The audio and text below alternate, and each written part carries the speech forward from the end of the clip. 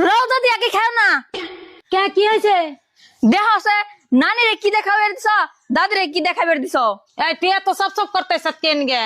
সব সব যে করম না, তুমি তিদা আছে তোমার হাতে কতটি মাংস আর দাদির হাতে একটা আড্ডি, আর আড্ডি দেখি ভাত খাওন যায়। তোর দাদি বাড়তে থাকে, মাছ মাংস আনলে তো খাই। আর আমার মা আইছে আঠে পক্ষে একদিন, তার জন্য তো একটু বেশি করে দিছি। মা তুমি বাবুর কথায় কিছু মনে করো না, তুমি খাও মা খাও। নানি তুমি একসাথে খাওয়ার যোগ্য না। তুমি যদি খাওয়ার যোগ্য হইতে দুজন রে একসাথে খাইবার দিছে, তোমার বেশি দিছে, দাদিরে কম দিছে, অম্ব করে তুমি খাইতে না।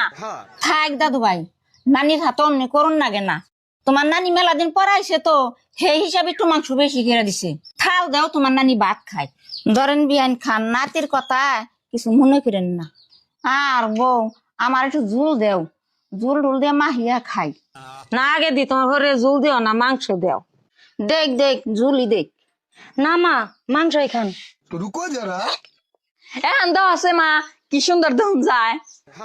গেদি এক কানে খাইবার দে, কিন্তু দুই রকম করুন লাগে না।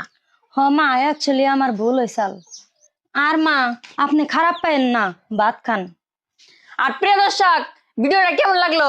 ভালো লাগলে একটা লাইক করবেন। हाँ, मजा आया।